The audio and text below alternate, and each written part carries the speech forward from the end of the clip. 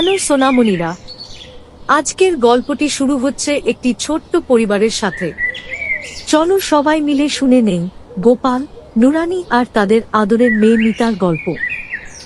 ছিল এক শান্ত গ্রামের একটি ছোট্ট সরল পরিবার। পরিবারটিতে ছিল বাবা গোপাল, মা নুরানি আর তাদের মিষ্টি মেয়ে মিতা। তাদের ছোট্ট একটি সংসার ছিল, গরিব হলেও ভীষণ সুখী। টাকা পয়সা তেমন ছিল না, কিন্তু প্রতিদিনের খাবার সামহাও জুটে যেত। ভোর হলেই গোপাল লাঙ্গল কাঁধে নিয়ে কাজের উদ্দেশ্যে মাঠের দিকে যেত। পরিশ্রমই ছিল তাদের ভরসা, আর ভালোবাসাই ছিল তাদের শক্তি। সেদিন ভোরবেলা গোপাল মাঠে নেমে জমিতে লাঙ্গল দিচ্ছিল। কিছুক্ষণ পরে ক্লান্ত হলেও সে নিজের কাজ থামাল না, মনোযোগ দিয়ে সে চাষ করে যেতে লাগল। মনের আনন্দে গোপাল মাঠে লাঙ্গল চালিয়ে চাষ করছিল। জমির কাজও প্রায় শেষের দিকে। গোপাল মনে মনে ভাবতে লাগল, আর একটু সময় লাগলেই লাঙ্গল দিয়ে পুরো জমিটা চাষ করে ফেলতে পারব। এভাবে চাষ করলে অবশ্যই ভালো শস্য হবে। জমির হালও বেশ ভালোই হয়েছে আজ। ঠিক সেই মুহূর্তে দূর থেকে মিতার এক বন্ধু এসে তাকে ডাক দিল। ডাক শোনা মাত্র গোপাল লাঙ্গল ফেলে ধীরে ধীরে তার দিকে এগিয়ে গেল।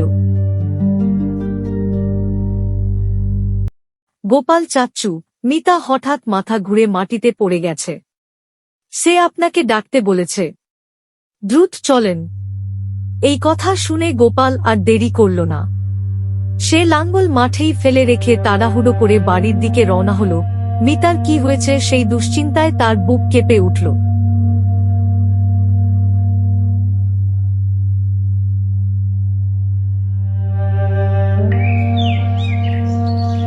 বাড়ির উঠোনে ঢুকতেই গোপাল থমকে দাঁড়াল। সামনে দেখল তার স্ত্রী মাটিতে বসে আছে, আর মেয়ে মিতা অচেতন মতো করে মাটিতে লুটিয়ে পড়ে আছে। মায়ের মুখে অস্থিরতা, চোখে ভয় আর কান্না। গোপাল দৌড়ে এগিয়ে গেল। সে হাঁটু গেড়ে বসে পড়ল মিতার পাশে। কাঁপা গলায় বলল, মিতা, কি হলো তোমার? কেন মাটিতে পড়ে গেলে? স্ত্রী আতঙ্কিত কণ্ঠে বলল, এতক্ষণ ধরে মাথা ঘুরছিল, হঠাৎ করেই মাটিতে লুটিয়ে পড়ে। এই দৃশ্য দেখে গোপালের বুক কেঁপে উঠল। তার হাতও কাঁপছিল। সে মিতার মাথা কোলে নিল, চোখে পানি জমে গেল। মিতা, চোখ খোল মা, আমি এসে গেছি। এই কথা বলতে বলতে গোপাল নিজেকে আর ধরে রাখতে পারছিল না। মিতার এই অবস্থা দেখে গোপাল আর এক মুহূর্ত দেরি করল না। দুচোখ ভরা দুশ্চিন্তা নিয়ে সে তড়িঘড়ি বাইরে ছুটে গেল। আমি এখনই কবিরাজ ডেকে আনছি, তুমি মিতার পাশে থাকো, কিছু হবে না। বলতে বলতেই সে বাড়ির দরজা পেরিয়ে দৌড়ে গেল গ্রামের কবিরাজের বাড়ির দিকে। রাস্তা দিয়ে দ্রুত হাঁটছিল গোপাল। যাওয়ার পথে হঠাৎ তার সামনে দেখা হয়ে গেল শেখ কবিরাজের সাথে। গোপাল আর এদিক সেদিক সময় নষ্ট না করে সরাসরি তার সামনে গিয়ে দাঁড়াল। কম্পিত কণ্ঠে বলল, কবিরাজ সাহেব, আমার মেয়ে মিতা খুব অসুস্থ। আপনি প্লিজ একটু দেখেন কি অবস্থা হয়েছে, সবই আপনাকে খুলে বলছি। তারপর গোপাল পুরো ঘটনার শুরু থেকে শেষ পর্যন্ত কবিরাজকে বুঝিয়ে বলল। কবিরাজ মনোযোগ দিয়ে সব শুনতে লাগলেন। কবিরাজ সব কথা মনোযোগ দিয়ে শুনে গভীর নিঃশ্বাস ফেলে বললেন, দেখো, কথা তো ভয়ঙ্কর। তোমার মেয়ের ওপর এক ডাইনি বসেছে। তবে ভয় পেজো না, তাকে বাঁচানোর একটা উপায় আছে, কিন্তু সেই পথটা একটু কঠিন। যদি তুমি সাহস রাখো, তবে তোমার মেয়েকে আবার আগের মতো সুস্থ করে তোলা যাবে। কবিরাজ গোপালকে পাশে বসিয়ে গুরুত্ব দিয়ে বলল, গোপাল, ওই ডাইনের কাছে একটি জাদুর টিয়া পাখি আছে। সেই টিয়াটাই তোমার মেয়ের অসুস্থতার মূল চাবিকাঠি। যদি তুমি কোনোভাবে চুরি করে বা লুকিয়ে ওই টিয়া পাখিটা এনে দিতে পারো, তাহলে তোমার মেয়ে আবার সুস্থ হয়ে উঠবে। কাল অমাবস্যা। ওই রাতে ডাইনিরা তাদের টিয়া পাখিটা পুকুরের ধারে নিয়ে গিয়ে ধোয়াধুজি করে আর আনন্দোল্লাস করে। সেই সময়টুকুতে তারা সব থেকে অসতর্ক থাকে। ঠিক তখনই যদি তুমি পাখিটা নিয়ে আসতে পারো, তাহলে তোমার মেয়ের জীবন বাঁচবে। এই কথাগুলো বলে কবিরাজ গোপালকে সতর্ক করল, সাবধানে যেজো গোপাল, ওই ডাইনিটা খুবই শক্তিশালী। এইদিকে ডাইনিটা ভীষণ আনন্দ আর খুশিতে উচ্ছ্বসিত, কারণ কাল অমাবস্যা, যে রাতে তার শক্তি আরো বেড়ে যাবে।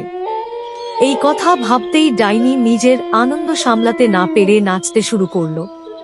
তার চোখে মুখে খুশির ঝিলিক। পরের দিন ভোরে গোপাল রওনা হল। হাতে একটি শক্ত লাঠি, আর লাঠির মাথায় বাঁধা একটি ধারালো পাথর। এই লাঠিটি তাকে বিশেষভাবে দিয়েছিলেন কবিরাজ, ডাইনির হাত থেকে রক্ষা পাওয়ার জন্য। গোপালের উদ্দেশ্য একটাই, ডাইনি গাছের ওপর লুকিয়ে রাখা সেই টিয়া পাখিটাকে উদ্ধার করা।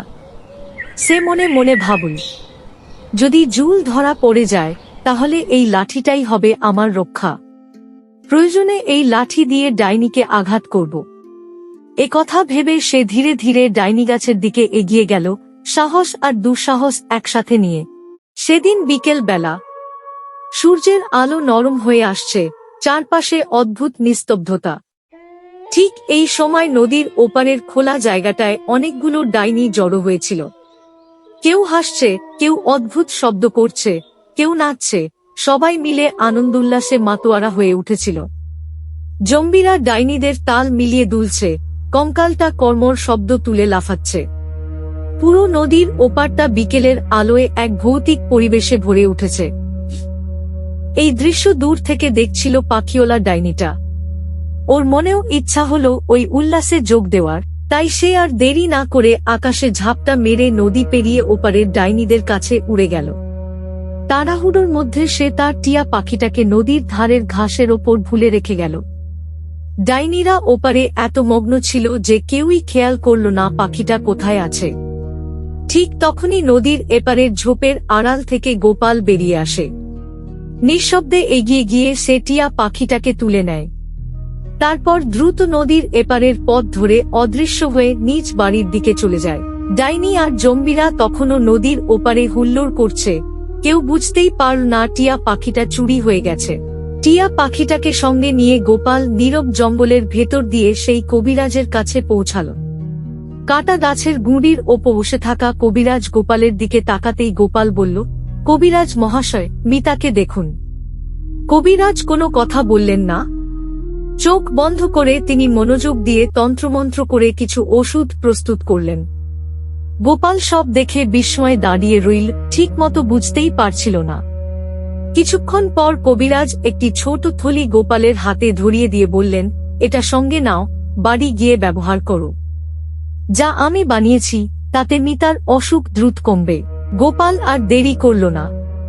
থলি শক্ত করে ধরে আনন্দে উদ্দীপ্ত হয়ে তার পায়ে পায়ে গতি বাড়িয়ে বাড়ির দিকে রওনা হল। পথ চলতে চলতে সে মনে মনে ভাবছিল, আজই মিতার অসুখ সারবে, আর সে হাসি মুখে ঘুরে দাঁড়াবে। গোপাল বাড়ির দিকে এগোতেই মনে হচ্ছিল যেন জঙ্গলের নীরবতা ও পাখির ডাক তার সঙ্গে আনন্দের সুর বাঁধছে। এইদিকে মিতার মা আর মিতার দাদি উৎকণ্ঠায় বসেছিল, কখন গোপাল ফিরে আসে সেই আশায়। মিতার শরীর দিনেমাত্র খারাপ হয়ে যাচ্ছে, দুজনেরই মন ভীষণ অস্থির। ঠিক তখনই দূর থেকে গোপালকে দেখা গেল। তার হাতে একটি ওষুধ ভরা ব্যাগ। দ্রুত ব্যাগ খুলে ওষুধ বের করল এবং খুব যত্ন করে মিতাকে খাইয়ে দিল। তারপর তার গায়ে হাত বুলিয়ে শরীরটাও ঠিক করে দিল। কিছুক্ষণ পরেই আশ্চর্যজনকভাবে মিতার শরীরের জ্বর কমে এলো।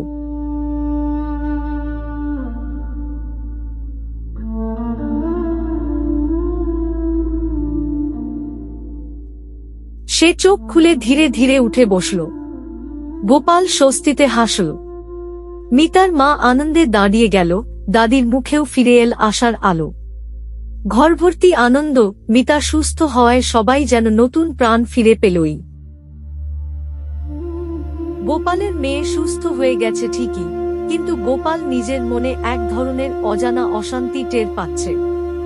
সেদিন পাখিটা নিয়ে সে যে কাজটি করেছিল, সেটাই যে এত বড় ভুল হয়ে দাঁড়াবে, গোপাল তখন তা বুঝতেই পারেনি। গোপাল জানত না, সেই পাখিটাকে কবিরাজের হাতে তুলে দেওয়ার মাধ্যমেই সে গ্রামের ওপর বিপদ ডেকে এনেছে। তার সেই ভুলের কারণেই ধীরে ধীরে গ্রাম জুড়ে নেমে এসেছে এক অদ্ভুত কালো ছায়া। যেন অসুখ কিছু চুপিসারে ঘুরে বেড়াচ্ছে চারদিকে। সেই সুযোগে ডাইনিটিও গ্রামে ঢুকে পড়েছে। রাতে নিঃশব্দে হানা দিচ্ছে, কেউ আহত হচ্ছে, কেউ আবার হঠাৎই নিখোঁজ হয়ে যাচ্ছে। মানুষজন বুঝতেই পারছে না গ্রামের এই দুঃস্বপ্নের শুরু কোথা থেকে। কিন্তু আসল সত্যটা গোপালই প্রথমে বুঝবে, কারণ অশুভ শক্তির সূত্র সেই পাখিটা থেকেই ছড়িয়েছে। দ্বিতীয় পর্ব দেখতে চাইলে অবশ্যই চ্যানেলটি সাবস্ক্রাইব করুন, লাইক দিন এবং কমেন্ট করতে ভুলবেন না।